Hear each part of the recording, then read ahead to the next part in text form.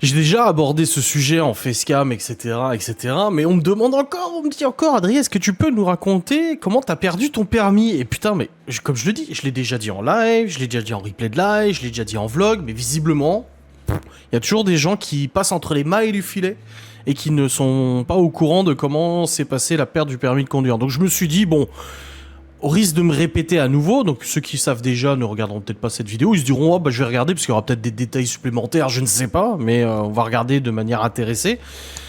J'ai eu mon permis en 2006 et j'ai une suspension de plusieurs mois en 2012, mais j'ai surtout perdu mon permis, perdu complet, mais pas perdu, j'ai perdu le papier. Perdu, toc toc toc, c'est la gendarmerie, donnez-nous votre permis de conduire. Donc je vais vous raconter un peu comment ça s'est passé, faire un peu mon mea culpa, faire de la prévention aussi un petit peu, pour vous dire faites attention parce que ça peut arriver à tout le monde, les problèmes administratifs et tout.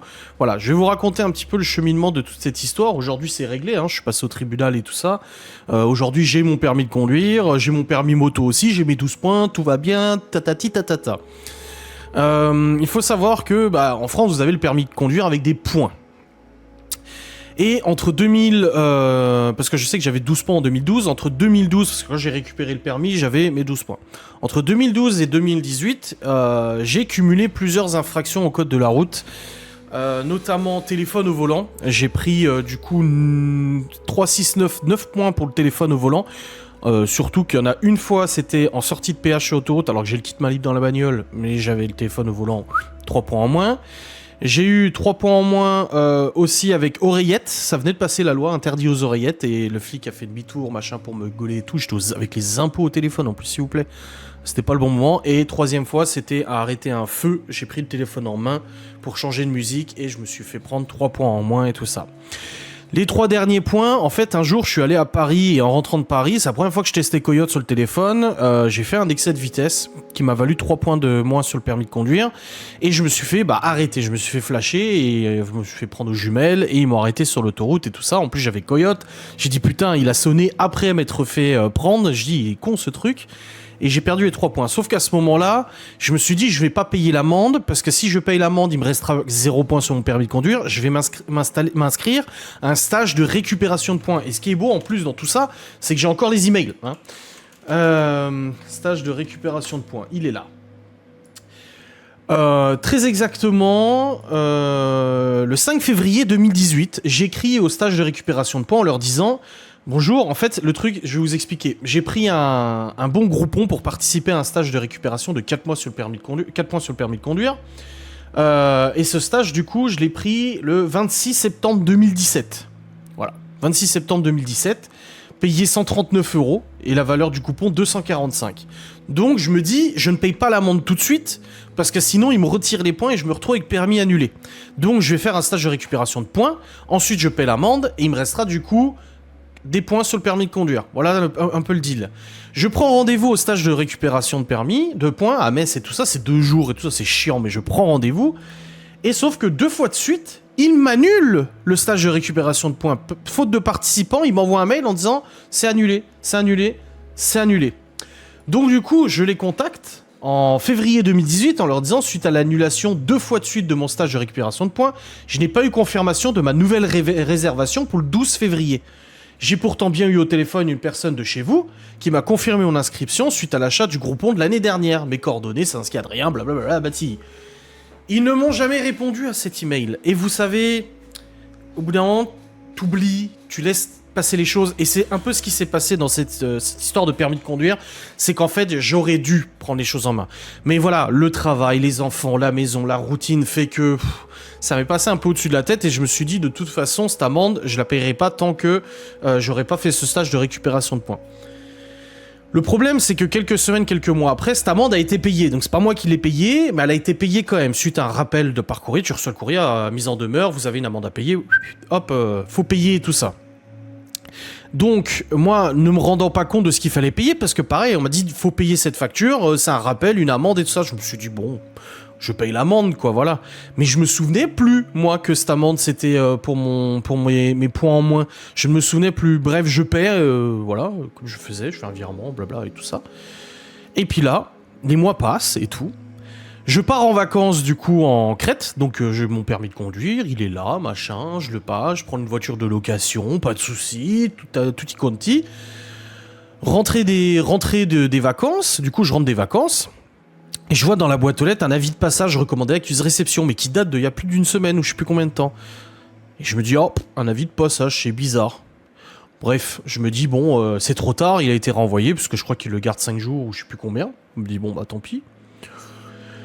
Les semaines passent, rentrée scolaire. Hop, c'est la rentrée scolaire des enfants. Bon, je les amène à l'école, la journée se passe, et là, quand je reviens de l'école, je suis avec les enfants et tout, le bus est arrivé, nanani nanana, c'est juste en face de la maison, et là, je vois quoi? Une voiture de gendarmerie garée devant la maison. Je me dis, ouais, qu'est-ce qui se passe? J'arrive et tout, ouais, bonjour, OPJ, officier de police judiciaire, écoutez, est-ce que vous pouvez nous faire rentrer? On a un papier à vous faire signer. Et vu qu'il y avait eu des plaintes pour du harcèlement et tout ça, je me dis, bon, bah, ça doit être lié un petit peu à ça, j'en sais rien, tu vois, peu importe. Et là, le mec, il rentre et il me dit, est-ce que vous avez votre permis de conduire? Je dis, bah, oui. Je sors le papier, il me dit, voilà, il le prend, il me dit, bon, bah, voilà, ce permis, on le garde, et vous nous signez comme quoi vous nous l'avez remis, votre permis de conduire est suspendu, faute de points. Il me donne tout un papier, machin, il me dit, vous avez pas reçu la lettre 48 et 6, la fameuse lettre qui dit que t'as plus de permis. Et je dis, bah non, mais on était parti en vacances, j'ai vu qu'il y avait un recommandé, mais c'était trop tard, quoi, pour le récupérer. Ah oui, bah écoutez, du coup, là, je vous donne les papiers qui expliquent ce qui se passe pour le permis de conduire. Il dit, et puis à partir de là, vous allez faire le nécessaire pour le récupérer, mais en tout cas, c'est finito, plus le droit de conduire. Ok, ils repartent avec mon permis de conduire, je regarde sur internet, et en gros, j'avais plus le droit de conduire pendant 4 mois. Je crois que ça a été 4 mois ou 6 mois, je sais plus. 4 mois, je crois. Et en attendant, il fallait que je fasse une visite médicale et un contrôle psychotechnique. Et quand j'avais eu ma suspension en 2012, c'est ça que j'ai dû faire, visite médicale, examen psychotechnique. Il y a un ordinateur, tu dois faire des trucs, des machins et tout ça. Un peu chiant d'ailleurs. Et je me dis, bon bah ok. Mais je me pose la question, je me dis, est-ce qu'il y a besoin de repasser le code, le permis et tout ça? Donc j'appelle la préf et tout, ils me disent non, non, non.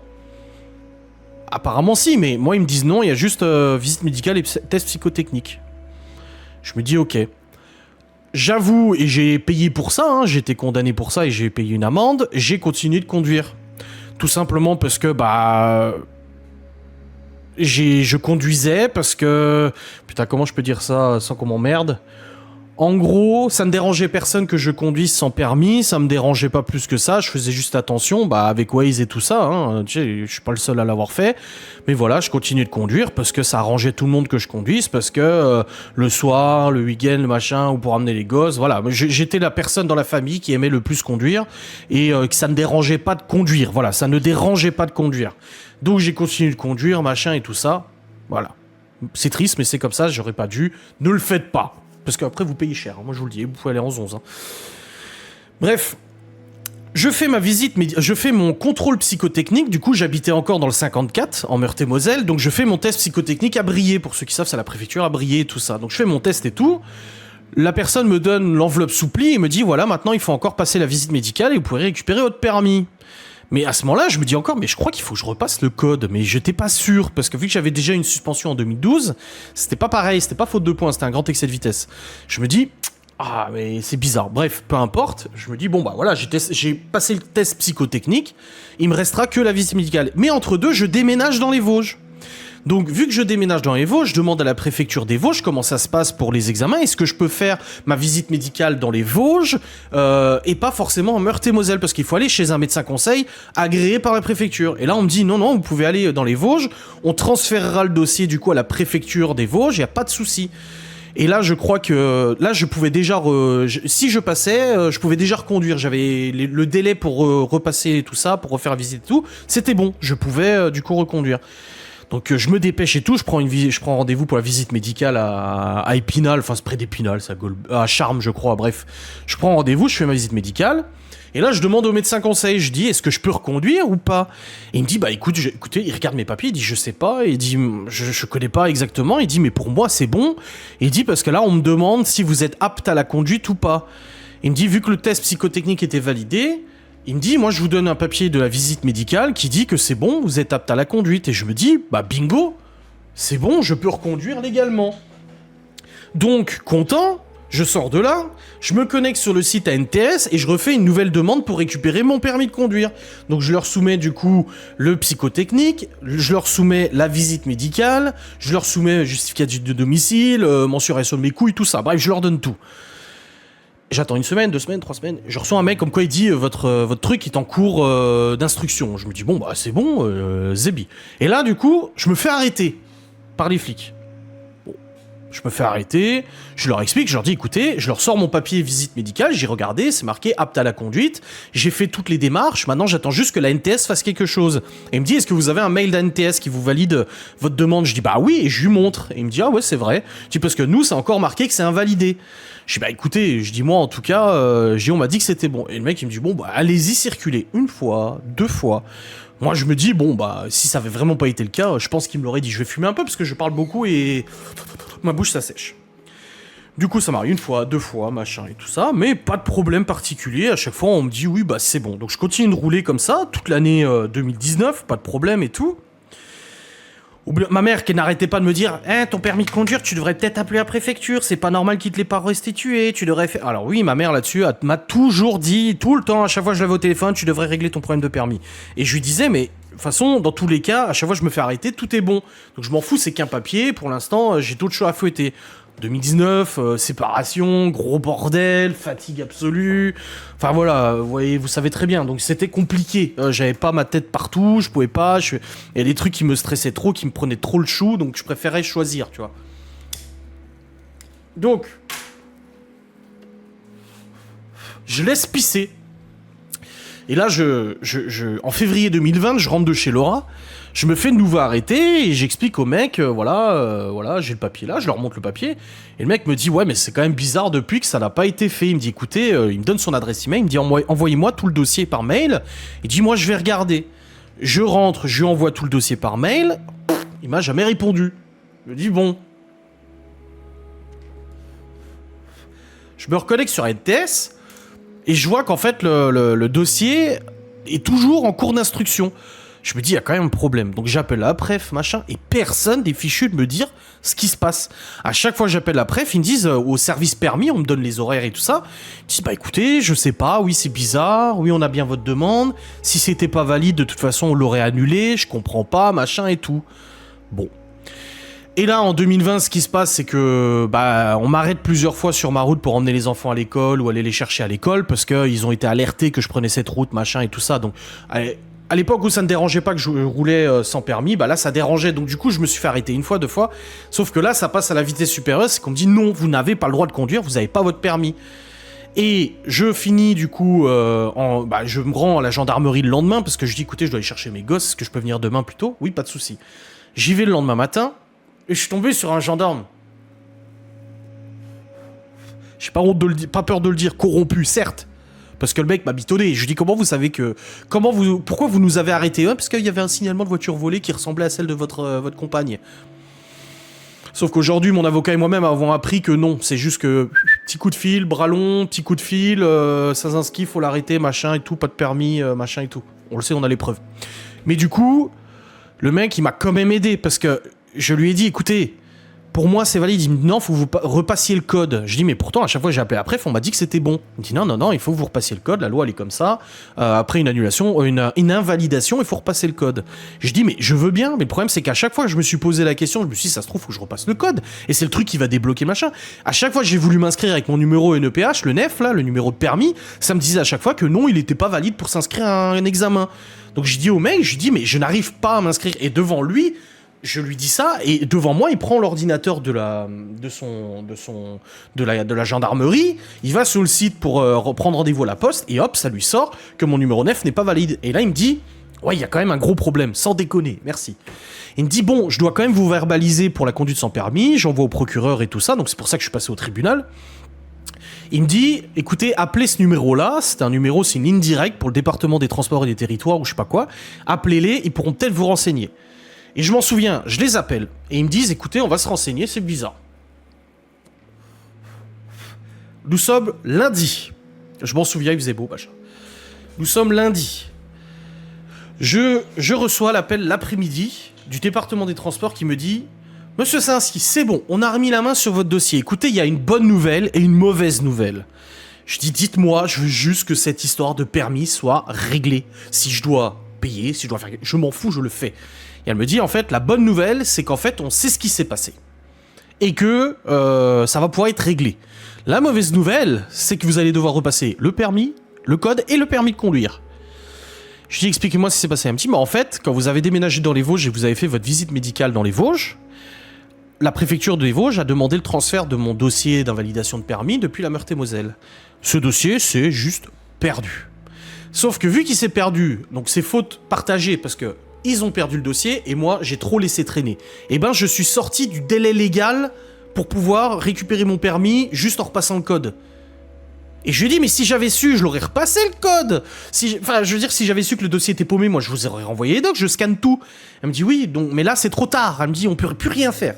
Là, vous repartez sur un repassage de permis et tout. On était le lundi. J'écoute, écoutez, je vais faire ce qu'il faut, merci beaucoup pour votre sollicitude, machin. Je raccroche immédiatement. Et elle me dit, en plus, elle m'envoie un mail et elle me dit, je vous ai revalidé votre nef pour que vous puissiez repasser le code. Il était lundi après-midi. Je me connecte au site de la Poste. Je prends rendez-vous pour le jeudi pour passer le code à nouveau.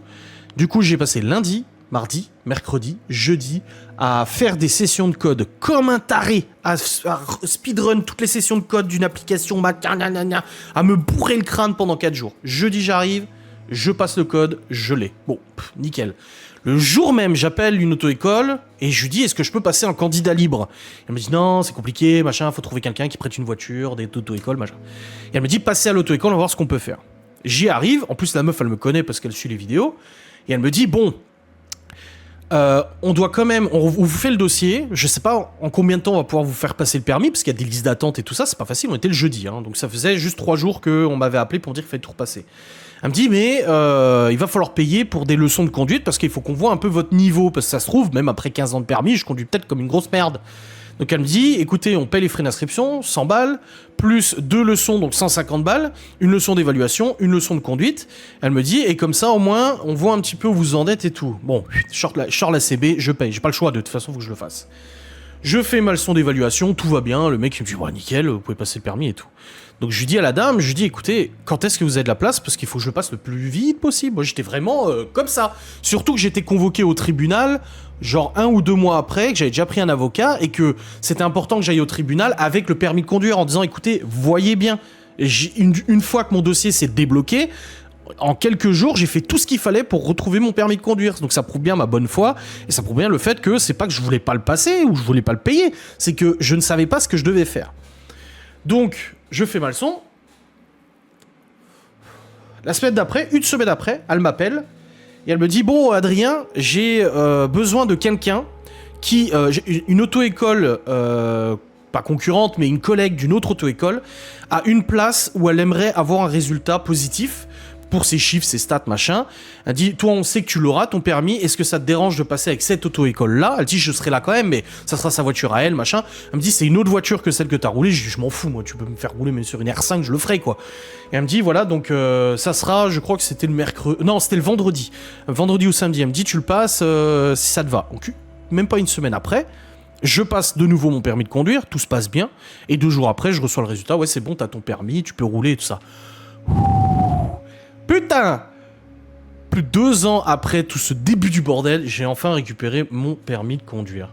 Donc voilà. Cette histoire de permis de conduire. Morale de l'histoire, parce qu'il faut quand même une morale derrière tout ça.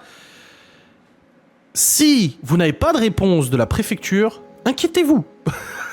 Dans un délai raisonnable, s'ils ne nous répondent pas, c'est qu'il y a un problème. Si vous n'avez pas de validation, c'est qu'il y a un problème. Si vous recevez pas papier, c'est qu'il y a un problème. Si, peu importe. Et demander direct à la gendarmerie, parce que moi quand j'ai eu mon permis, je suis allé à la gendarmerie et je leur ai dit, vous pouvez bien me confirmer que dans votre logiciel là, CIV machin et tout, vous avez bien mon permis de conduire qui est valide maintenant. Oui, c'est bon. Voilà, double check, double vérification. Déjà, respectez le code de la route, parce que c'est chiant de repasser le permis et le code. Bon, je l'ai passé en rush, mais c'est chiant, j'aurais pu me rater, hein, ça peut arriver. Donc, n'hésitez pas Rappelez, même si casse-couille d'appeler les administrations, n'hésitez pas à rappeler. Et si vous dites je sais pas, bah je sais pas, demandez à la gendarmerie, demandez à ci, demandez à ça, le département des transports, comme moi ça a été le cas. Dans tous les cas, ne laissez pas traîner. J'ai un ami à moi qui a eu le même problème. Il a reçu l'invalidation de son permis de conduire, donc plus de points sur le permis, obligé de repasser juste le code. En plus, il y a le permis moto et tout dessus, un vrai bordel. Et le truc, c'est qu'il a traîné. Il a laissé traîner, et en fait, quand il s'est affolé pour passer le code, il n'y avait plus de place pour passer le code. Donc il s'est retrouvé comme ça.